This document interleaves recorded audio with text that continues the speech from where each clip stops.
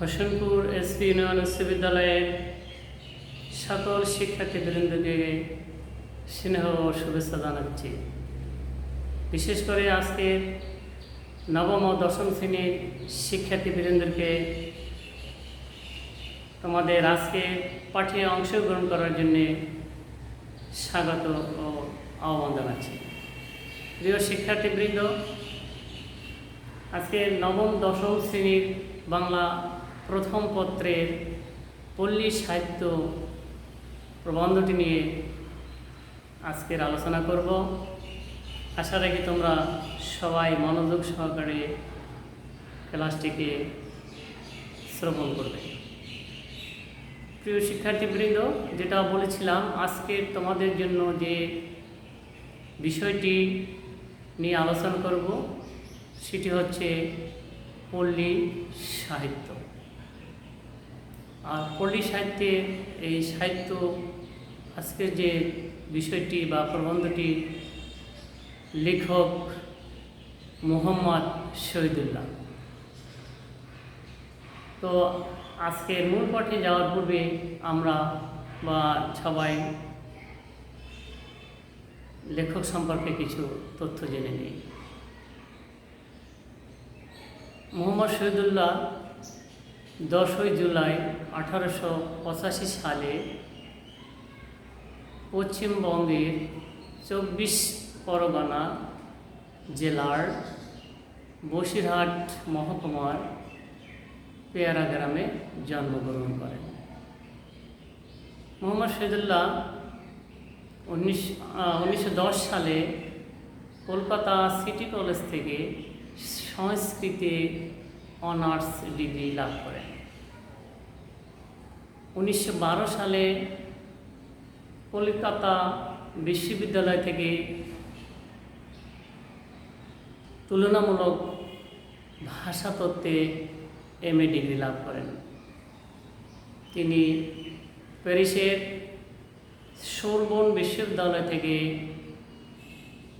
ভাষাতত্ত্বে diploma ও delete degree লাভ করতে সক্ষম হন। মোহাম্মদ শহীদুল্লাহ তার 30 বছর তার শিক্ষাকালীন কার্যক্রম বা বাংলাদেশের বিভিন্ন কলেজ ও বিশ্ববিদ্যালয়ে অধ্যাপনা ও অধ্যক্ষ হিসেবে নিযুক্ত ছিলেন। তিনি ছিলেন মুক্তবুদ্ধির অধিকারী, অসাধারণ প্রতিভাধর, বহু ভাষাবিদ ও ভাষা পণ্ডিত ও অসামান্য পাণ্ডিত্যের অধিকারী। মোহাম্মদ শহীদুল্লাহ বাংলা সাহিত্যের ইতিবৃত্ত, বাংলা সাহিত্যের ইতিহাসের কথা তার এবং বাংলা ভাষার ব্যাকরণ তার উল্লেখযোগ্য গ্রন্থ। মোহাম্মদ শহীদুল্লাহ বা ডক্টর মোহাম্মদ শহীদুল্লাহ তার এই কবি আলাওলের পদ্মাবতী ও বিদ্যাপতি শতক সম্পাদনা করেন। তার অসাধারণ কালজয়ী রচনা হচ্ছে বাংলাদেশের আঞ্চলিক ভাষার অভিধান। বাংলা সাহিত্যে যে বাংলায় প্রাচীন বাংলা সাহিত্যের যে কঠিন বা জটিল বা দুরূহ বিষয়গুলোর যে ব্যাখ্যা ও বিশ্লেষণে তিনি অসামান্য পাণ্ডিত্যের প্রমাণ রেখেছেন। এই অসামান্য এবং পাণ্ডিত্যের অধিকারী এবং বহু ভাষাবিদ বাংলা সাহিত্যের উজ্জ্বল নক্ষত্র 1969 সালে 13ই জুলাই উনি মৃত্যুবরণ করেন। প্রিয় শিক্ষার্থীবৃন্দ, তো আমরা এই অসামান্য পাণ্ডিত্যের অধিকারী লেখকের যে সম্পর্কে যেটুকু বললাম এটা সামান্য। তো যেটু এটা ওনার জীবন এবং ওনার মেধা, ওনার শিক্ষা জীবন, কৃতিত্বের এগুলো অবদান, এগুলো আলোচনা অনেক ব্যাপক।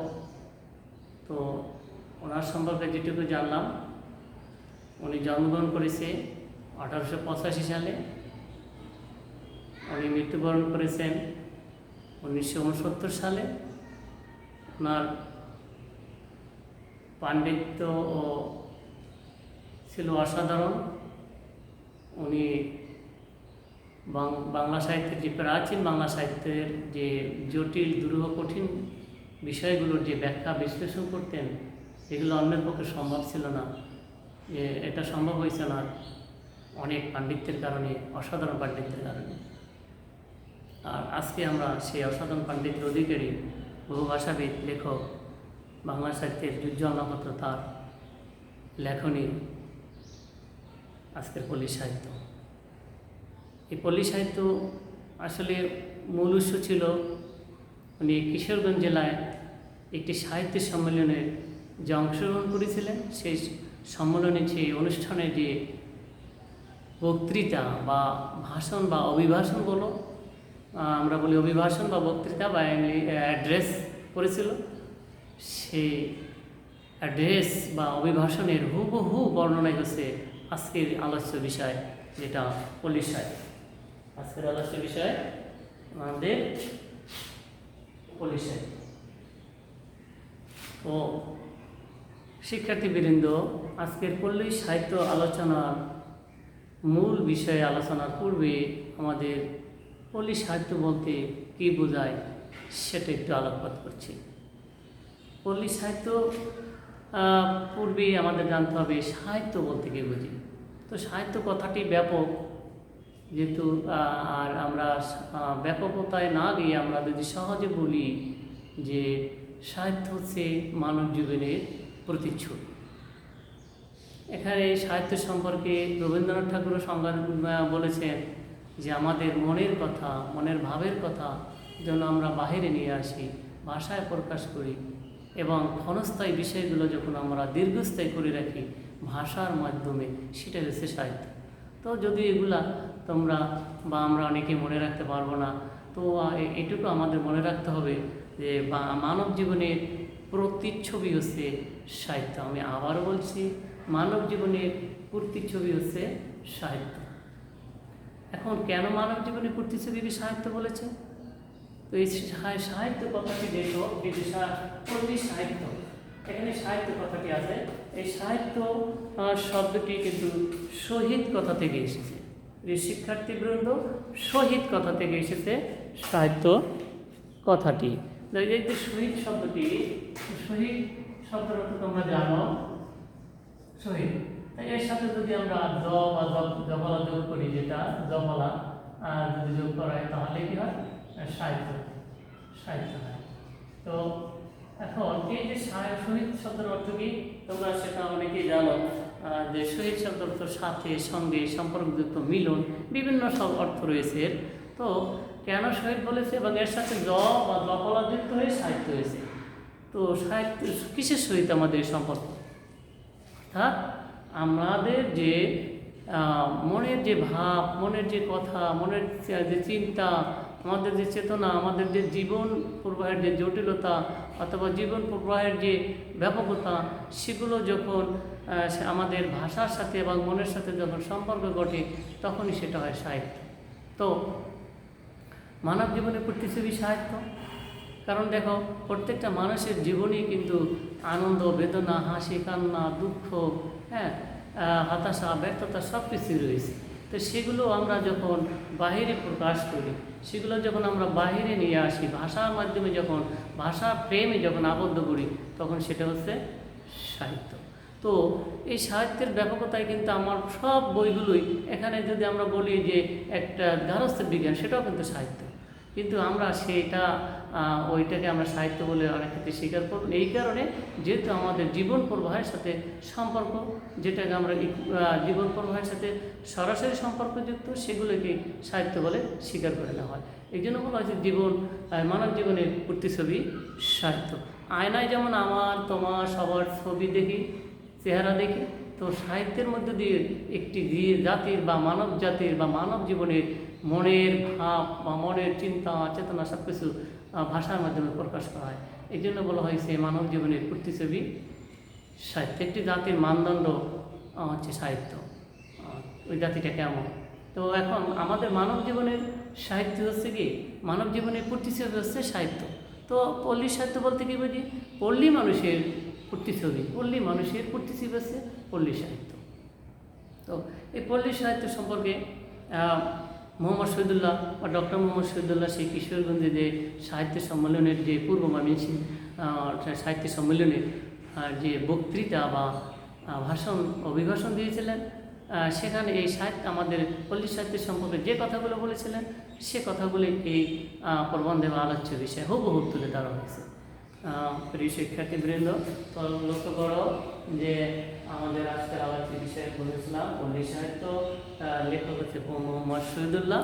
তো উনি সাহিত্য সম্পর্কে কি বলেছেন সেটা আমরা একটু মূল পাঠে বা মেইন বইয়ে আমরা লক্ষ্য করি। প্রিয় শিক্ষার্থীবৃন্দ, পল্লী গ্রামে শহরের মতো গায়ক বাদক নর্তক না থাকলেও তার অভাব নেই।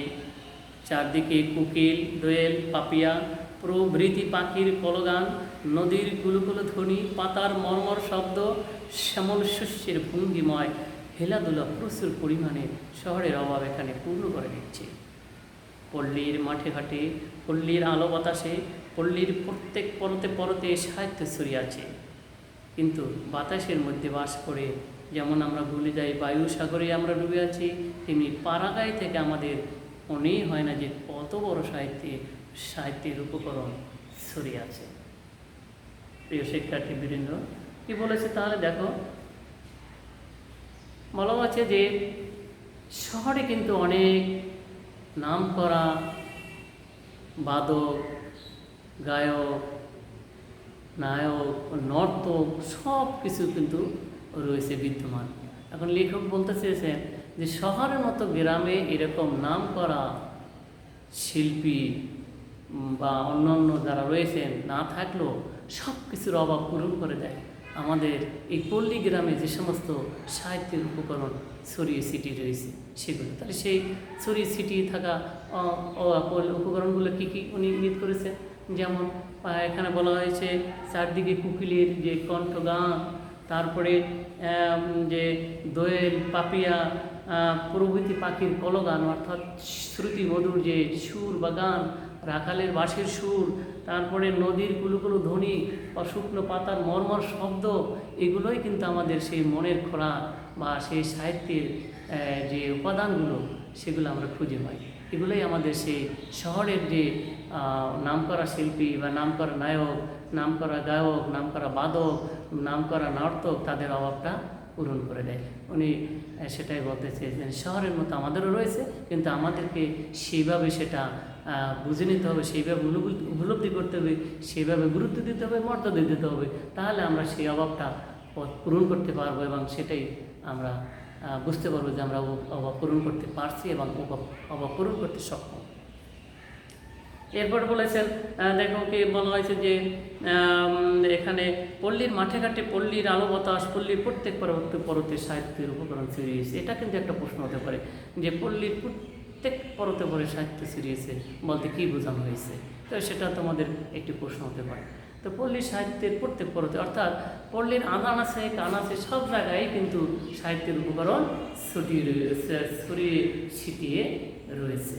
সে কথাই বলা যায় প্রত্যেক পরতে পরতে বলতে যে প্রত্যেক স্তরে স্তরে বা প্রত্যেক আনাচে কানাচে পল্লী গ্রামের কোনো সাহিত্যের যে উপকরণগুলো যেগুলোর সাহিত্য আমাদের অভাব পূরণ করে সেইগুলো কিন্তু এখানেও রয়েছে, যদি আমরা সেটা খুঁজতে পারি, খুঁজতে সক্ষম হই, সংরক্ষণ করতে সংগ্রহ করতে সক্ষম। তো এই জন্য এই প্রশ্নটা তোমরা মনে রাখবে যে পল্লী প্রত্যেক পরতে পরে সাহিত্য ছড়িয়ে আছে বলতে কী বোঝানো হয়েছে, অর্থাৎ সবগুলো উপকরণই আমাদের গ্রামে বা পল্লী গ্রামে রয়েছে। কিন্তু লেখক এখানে বলেছেন কিন্তু বাতাসের মধ্যে আমরা বাস করেও যেমন আমরা বাস করে যেমন আমরা ভুলে যাই বায়ুসাগরে আমরা ডুবে আছি, তেমনি পাড়াগাঁয়ে থেকেও আমাদের মনেই হয় না যে কত বড় সাহিত্যের উপকরণ ছড়িয়ে আছে। কি বলেছে যে দেখো বলা হয়েছে তুমি যেখানে বসে রয়েছো আমি যেখানে এই ক্লাসরুমে দাঁড়িয়ে রয়েছি, অর্থাৎ সব জায়গায় বায়ু, আমরা কিন্তু বায়ুর মধ্যে আছি। আমার আশেপাশে উপরে সব জায়গায় বায়ু, অর্থাৎ বায়ু বলা যে প্রতি বর্গ ইঞ্চিতে কয়েক টন বায়ু আছে, তা বায়ু অবস্থান করছে। তো হয়তো আমরা চোখে দেখি না, তো আর আমরা নদীতে বা সাগরে গেলে আমরা সেটা দেখি, পানির ভিতরে ডুব দিলে দেখি, সাঁতার কাটলে বুঝতে পারি, কিন্তু এখানে তো বায়ুটা আমরা চোখে দেখছি না। তো এখন সেই জন্য বলছে যে বায়ুর সাগরে আমরা অবস্থান করছি, কিন্তু বায়ু, এই যে আমাদের বায়ু কতটা গুরুত্বপূর্ণ, কত বায়ুর মধ্যে যে আমি দাঁড়িয়ে আছি, তুমি বসে রয়েছে, সেই বায়ুর যে কত চাপের মধ্যে রয়েছে, বা কত পরিমাণ বায়ু যে আমার আশেপাশে রয়েছে, তোমার আশেপাশে রয়েছে, সেটা কিন্তু তুমি গুণে অক্ষরে বা কখনো কিন্তু আমরা এর প্রয়োজনীয়তা বা এর যে পরিমাণ আমরা কখনোই চিনতে পারি না। তো লেখক এটি বলছেন যে এরকম যে আমরা বায়ুর অবস্থানের মধ্যে বায়ুর অবস্থান করেছি, এবং ঠিক বায়ুর সাগরে আমরা হাবুডুবু খাচ্ছি, কিন্তু বায়ুর যে পরিমাণ এবং পরিমাপ বা এর যে অবস্থান বা এর যে প্রয়োজনীয়তা আমরা উপলব্ধি করি না। ঠিক তেমনিভাবে আমাদের পল্লী গ্রামে পল্লীর যে উপকরণগুলো, পল্লীর সাহিত্যের যে উপকরণগুলো, সে পল্লী গ্রামেও রয়েছে, কিন্তু আমরা এই বায়ুর সাগরে যেমন আমরা হাবুডুবু খেয়েও বায়ুর অস্তিত্ব বা বায়ুর প্রয়োজনীয়তা, বায়ুর পরিমাণ আমরা বুঝতে পারি না। ঠিক এমনিভাবে লেখক বলছেন যে পল্লীর যে সাহিত্যও কিন্তু পল্লীর আনাচে কানাচে পরতে পরতে ছড়িয়ে ছিটিয়ে রয়েছে, অবস্থান করছে, কিন্তু আমরা ওর প্রয়োজনীয়তা আমরা মনে করি না, কল্পনাও করি না। কত বড় সাহিত্য ছড়িয়ে রয়েছে। শ্রদ্ধ ডক্টর দীনেশ চন্দ্র সেন ময়মনসিংহ গীতিকে সংগ্রহ করে দেখিয়েছে। মানে কি বল, শ্রদ্ধ ডক্টর দীনেশ চন্দ্র সেন, উনি ভাষাবিদ, ভাষা গবেষক, ভাষা প্রেমিক ছিলেন ডক্টর দীনেশ চন্দ্র সেন। তারই সুযোগ্য সম্পাদনায় বা দক্ষতার সাথে উনি এই যে চন্দ্রকুমার দে সহযোগিতায় উনি সম্পাদনা করেছেন এই ময়মনসিংহ গীতিকা। উনি নিজে সরাসরি সংগ্রহ করেনি, উনি এটা সম্পাদনা করেছে, আর কুমার দিয়ে উনি সংগ্রহ করেছেন। তো সেই হিসাবে এই সাহিত্যটি দেখিয়ে দিয়েছে ময়মনসিংহ গীতিকা। তো ময়মনসিংহের বিভিন্ন অঞ্চলে ঘুরে ঘুরে এই যে চন্দ্রকুমার দেয়ের মাধ্যমে যে ঘুরে ঘুরে যে সাহিত্যের যে উপকরণ কত সেখানে ছড়িয়ে ছিটিয়ে রয়েছে, সেটা একমাত্র ডক্টর দীনেশ চন্দ্র সেনই দেখিয়েছেন।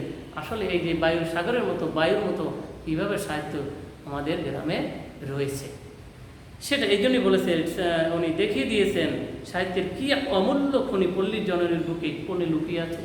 যে কত আমরা যেমন আমি বা তোমরা যেমন দেখি না মাটির নিচে কত খনি লুকিয়ে আছে, কোথায় কী আছে আমরা কিন্তু জানি না, কিন্তু যারা এই বিশেষজ্ঞ তারাই কিন্তু জানে যে কোন জায়গায় খনি রয়েছে, কী পরিমাণ খনি রয়েছে। যেমন বাংলাদেশেও গ্যাসের খনি রয়েছে, তেলের খনি রয়েছে, সেগুলো আমি বা তুমি এবার আমি তো আর তুমি সাধারণ চোখ দিয়ে দেখবো না। তো যারা বিশেষজ্ঞ রয়েছেন তারাই বুঝতে পারে যে এখানে কত পরিমাণ গ্যাস রয়েছে, কত পরিমাণ কয়লা রয়েছে। তো যারা ভাষা নিয়ে গবেষণা করেছেন, সাহিত্য নিয়ে গবেষণা করেছেন, লোক সাহিত্য নিয়ে গবেষণা করেছেন, তারাই বুঝতে পারেন যে পল্লী গ্রামে আনাচে কানাচে সাহিত্যের উপকরণ কত পরিমাণে ছড়িয়ে ছিটিয়ে রয়েছে, যেটা আমাদের অভাব পূরণ করতে পারে, কিন্তু আমরা তার উপলব্ধিও করি না এবং প্রয়োজনীয়তাও মনে করি না, এবং সেটা আমরা কল্পনাও করি না যে এগুলো আমাদের প্রয়োজনীয়। সুদূর পশ্চিমের সাহিত্যিক রোমা রোলা পর্যন্ত ময়মনসিংহের মদিনা বিবির সৌন্দর্যে মুগ্ধ হয়েছে। কি বলেছেন যে এই যে দীনেশ চন্দ্র সেনের যে ময়মনসিংহ গীতিকায় যে পর্ব রয়েছে, যে দেওয়ানা মদিনা যে নায়িকা, সেই নায়িকা সম্পর্কে বলেছেন মদিনা বিবির সৌন্দর্য রোমা রোলা। সে যে ফরাসি বিখ্যাত লেখক যে রোমা রোলা, তিনি 1866 সালে জন্মগ্রহণ করেন। তিনি আমাদের রবীন্দ্রনাথ ঠাকুর যেমন বাংলা সাহিত্যে নোবেল পুরস্কার পেয়েছেন, উনি ওনার সাহিত্যে নোবেল পুরস্কার পেয়েছেন 1915 সালে। সেটা ছিল যা খ্রিস্ট রচনার জন্য উনি 1915 সালে নোবেল পুরস্কার পান। তাই দেখো সেই বিখ্যাত লেখক, ফরাসি লেখক যা রোমা রোলাও কিন্তু সেই মদিনা বিবির সৌন্দর্যে মুগ্ধ হয়েছেন। এখন মদিনা বিবিকে উনি কি প্রত্যক্ষ করেছেন বা সরাসরি দেখেছেন? না, এই যে দেওয়ানা মদিনার যে রূপকথার যে অংশে যে মদিনা বিবিকে যেভাবে লেখক উপস্থাপিত করেছেন, যেভাবে কোনো সৌন্দর্যকে ভাষার প্রেমে আবদ্ধ করেছেন, সেটা উনি পড়ে বা ধারণ করে উনি সেটা উপলব্ধি করি তার সৌন্দর্যকে বুঝতে পেরেছেন যে কীভাবে তাকে উপস্থাপন করা হয়, যার ফলে উনি মুগ্ধ হয়েছেন। এখন দেখো সে মনসুর বায়তের মতো আরও কত পল্লী কবি শহরের সক্ষুর অগসরে পল্লীতে আত্মগোপন করেছেন, কে তাদের সাহিত্যের মজলিস এসে জগতের সঙ্গে চেনাশোনা করিয়ে দেবে। উনি দুঃখ করে মনের আক্ষেপ করেন, বলেছেন যে মনসুর বায়তি উনি পল্লী কবি বা বিখ্যাত কবি ছিলেন, বা এই যে লোক সাহিত্য সংগ্রহ করতেন, বা লোক সাহিত্য বা যে গ্রামের যে কবিতা এগুলো লিখতেন। তো এখন সেই মনসুর বায়তির নাম অনেকেই জানে যে উনি বয়তে গান গেতেন বা বলতে। এখন সেই মনসুর বয়তিকে শুধু একটি পূর্তিকে হিসেবে দাঁড় করিয়েছেন, যে মনসুর বয়তিতে একজন, এরকম অসংখ্য মনসুর বয়তি বা অন্য নামে এই পল্লীগ্রামে রয়েছে, তখনও ছিল, এখন আছে। তো এখন কী রয়েছে, তোমরা অনেক সময় লক্ষ্য করো যে এই দেখো চ্যানেল আই কিন্তু একটা অনুষ্ঠান করে এই বিভিন্ন শিল্পী সংগ্রহ করেন, দেখা যায় হঠাৎ করে বেশ ভাইরাল একজন শিল্পী সে ভাইরাল হয়ে যায়, কিন্তু আমরা জানতামও না যে এর এত ভালো তার মেধা রয়েছে, প্রতিভা রয়েছে। তো এখন লেখক শহীদুল্লাহ বলেছেন যে এই মনসুর বয়াতির মতো পল্লীগ্রামে অনেক এরকম বয়াতি রয়েছেন, প্রতিভাবান ব্যক্তি রয়েছেন বিভিন্ন ক্ষেত্রে, কিন্তু কে এমন আছে যিনি তাকে পরিচয় করে দিয়ে এই সাহিত্যের মজলিসে বা আসনে তাকে তুলে নেওয়ার নেই, এরকম নেই। তো রয়েছে অজানা সংগ্রহ। তাহলে দেখা যেত যদি বাংলাদেশের প্রত্যেক পল্লী থেকে সব অজানা অজানা কবিদের গাথা সংগ্রহ করে প্রকাশ করা হতো, তাহলে দেখা যেত বাংলার মুসলমান সাহিত্যের সম্পদে কত ধনী। কি বলেছেন আমি, যদি মনসুর বয় থেকে যদি একটা মাধ্যম লাগে, যেমন ওই যে বললাম যে হয়তো আমার মনে নেই যে তোমরা নিশ্চয়ই জানো যে চ্যানেল আই একটি অনুষ্ঠান করে ক্ষুদে শিল্পীদের সংগ্রহ করে অনুষ্ঠানে, মানে বিভিন্ন অঞ্চল অনুষ্ঠানের মধ্যে দিয়ে। এখন ওরকম যদি উনি বলতে যে ওরকম যদি কেউ থাকতো, মনসুর বয়াতির মধ্যে আরও অনেক বয়াতি, অনেক প্রতিভাবান ব্যক্তি রয়েছেন, যদি সাহিত্যের মজলিস এনে তাকে পরিচয় করে দেওয়া হতো, তাহলে এরকম হইতো। আমরা জানি অনেকে, আমরা নাম জানি না, তাকে চিনি না, জানি না, হঠাৎ করে সে ভাইরাল হয়ে গেছে, কারণ কি একটা মাধ্যমে সে পরিচিত হয়েছে।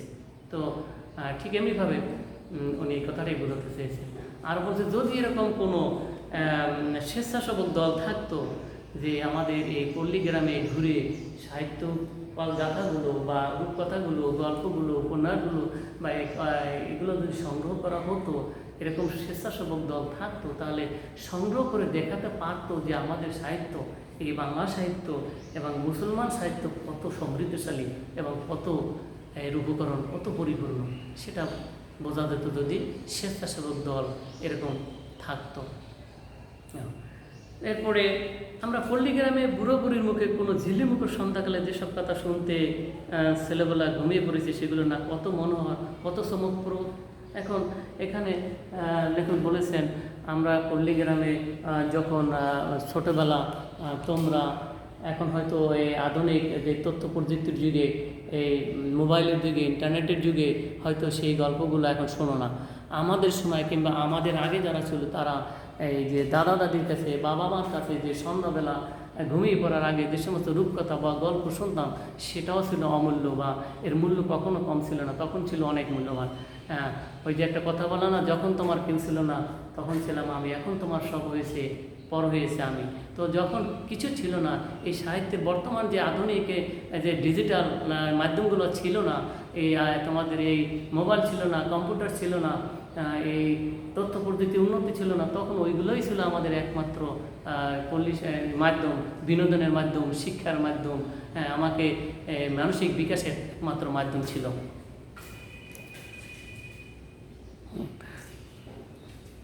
তো প্রিয় শিক্ষার্থীবৃন্দ, এখন কিন্তু আমাদের সেই যেহেতু সেইগুলো আমরা এখন তোমরা কিন্তু এখন এই মোবাইলের কারণে, ইন্টারনেটের কারণে বা ডিজিটাল যে অভাবজনিতভাবে যে উন্নতি হয়েছে, এর কারণে কিন্তু সেইগুলো এখন তোমরা শোনো না, যার ফলে হয়তো তোমরা সেটা অনেক ক্ষেত্রে বুঝতে সক্ষম নাও হতে পারো যে সেই সময়ের এইগুলো কত গুরুত্বপূর্ণ ছিল, কত মজার ছিল, কত চমকপ্রদ ছিল, কত আনন্দদায়ক ছিল, কত এটা আমাদের জন্য মনের খোরাক মেটানোর কত গুরুত্বপূর্ণ ছিল। প্রিয় শিক্ষার্থীবৃন্দ, লক্ষ্য করে এরপরে বলা আছে আরব উপন্যাসের আলাউদ্দিন আশ্চর্যপুর দ্বীপ, আলিবাবা ও সল্লির দস্যু প্রভৃতির চেয়ে পল্লীর উপকথাগুলো মূল্য কম নয়। এখন এই যে তোমরা টিভিতে বা বিভিন্ন চ্যানেলে দেখেছো অ্যারেবিয়ান নাইটস, সেখানে আলাউদ্দিন আশ্চর্যপুর দ্বীপ, আলিবাবা সল্লির দস্যু, তোমরা এগুলা টিভিতে দেখেছো নিশ্চয়ই। তো আসলে এটা এই যে আলিবাবা সল্লির দস্যু, তারপর আলাউদ্দিনের আশ্চর্যপুর দ্বীপ, তারপরে আরও বিভিন্ন যে তোমরা দেখেছো আলাউদ্দিন আশ্চর্যপুর দ্বীপে, এটা কিন্তু ছিল আরব উপন্যাসের যা, কিন্তু এই ঘটনাস্থল ছিল কিন্তু চীন। তো যাকে এগুলো আবার আলাদা অনেক আলোচনার বিষয়। তো আধুনিক শিক্ষার কর্মনাশা স্রোত সেগুলো বিস্তৃতির অতল গর্বে তুলিয়ে যাচ্ছে, এটা একটা প্রশ্ন। কিন্তু ওই তোমরা আগে একটা যে ছিল আমরা আধুনিক শিক্ষার কর্মনাশা স্রোতে সেগুলো বিস্তৃতির অতল গর্বে তুলিয়ে যাচ্ছে। তাহলে আমাদের যে এত মূল্যবান সম্পদ, এগুলো কেন হারিয়ে যাচ্ছে, কেন বিলুপ্ত হচ্ছে, কেন অত গর্বে তুলিয়ে যাচ্ছে? এখন ডক্টর মোহাম্মদ শহীদুল্লাহ এখানে একটি কারণ, অনেকগুলো কারণের মধ্যে এখানে একটি অন্যতম কারণ আধুনিক শিক্ষার কর্মনাশা স্রোত। তোমরা দেখো এই যে মোবাইলের কারণে আগে তো অনেকে মাঠে ফুটবল খেলতো, হাডুডি খেলতো, দাঁড়িয়ে বান্ধা খেলতো, বৌছি খেলতো, এই যে আমরা বলি বিভিন্ন কানামাছি খেলতা, এই যে আমাদের মনে খোরাক জোটাতো, তোমাদের মনে খোরাক এখন জোটাচ্ছে কে? মোবাইল, ইন্টারনেট, যার ফলে এইগুলোর প্রভাবে হারিয়ে যাচ্ছে। এটা আধুনিক শিক্ষা।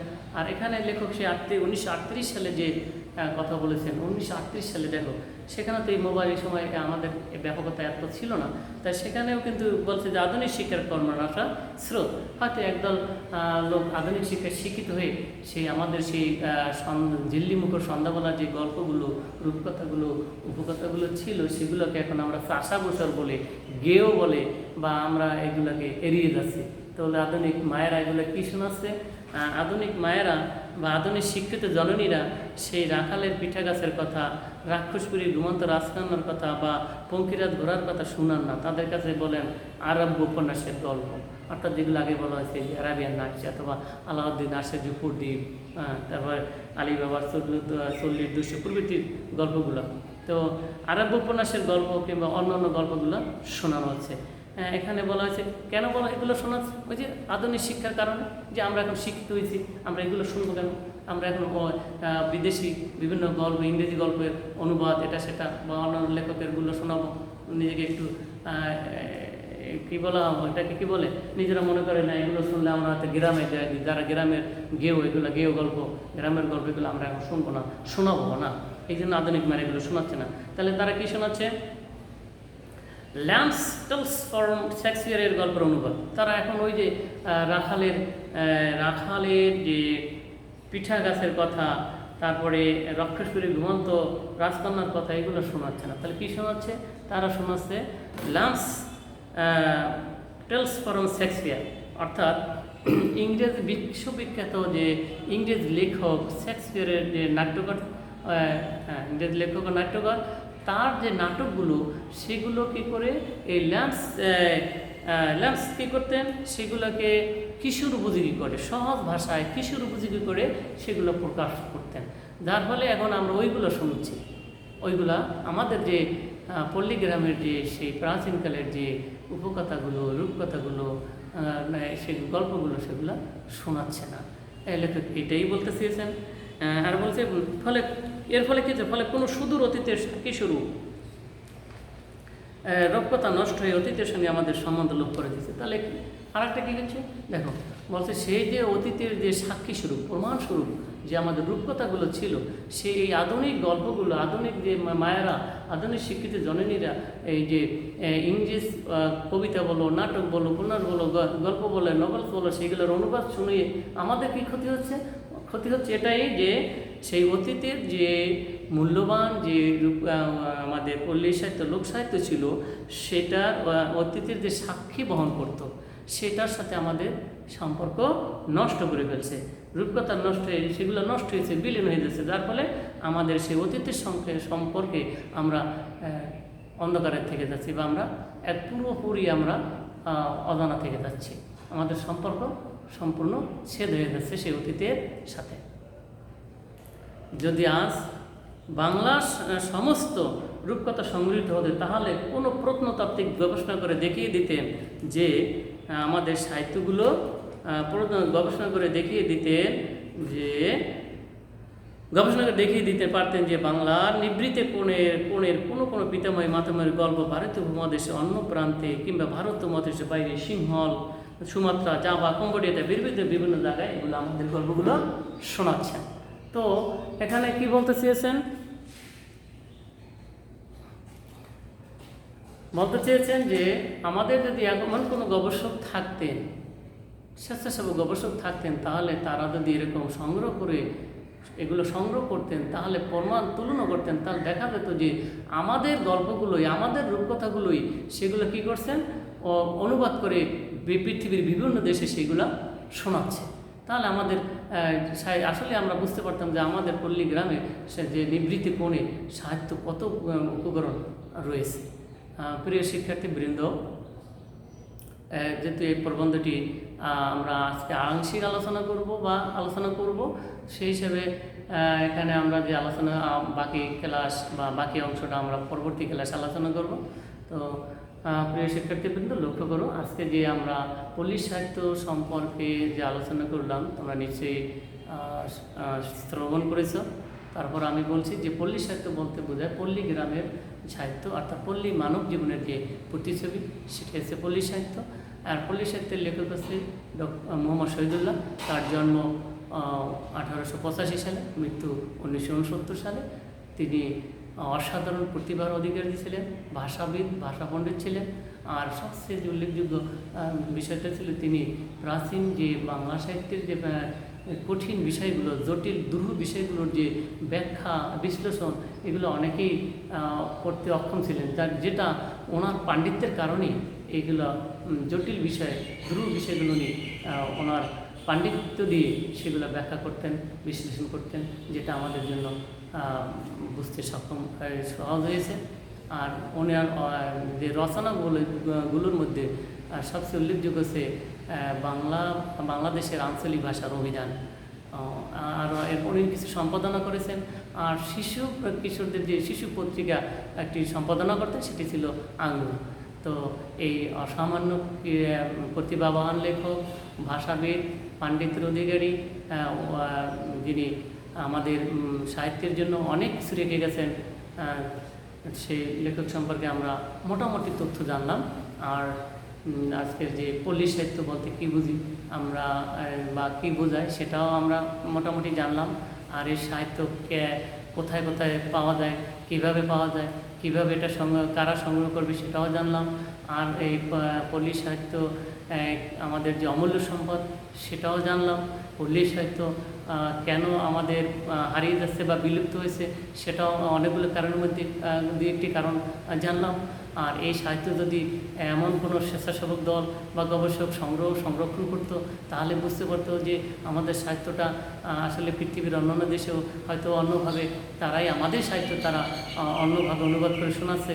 অর্থাৎ আমাদের সাহিত্যটা কত গুরুত্বপূর্ণ, বা এই সাহিত্য যে আমাদের অবহেলা নয়, এটা ফালানোর নয়, এটাও খুব গুরুত্বপূর্ণ।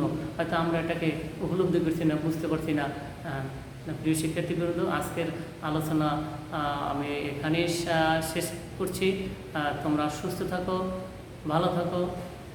তোমাদের এই সুস্থ থাকা, ভালো থাকা এবং শুভকামনা করে আজকের ক্লাস শেষ করছি। আল্লাহ হাফেজ।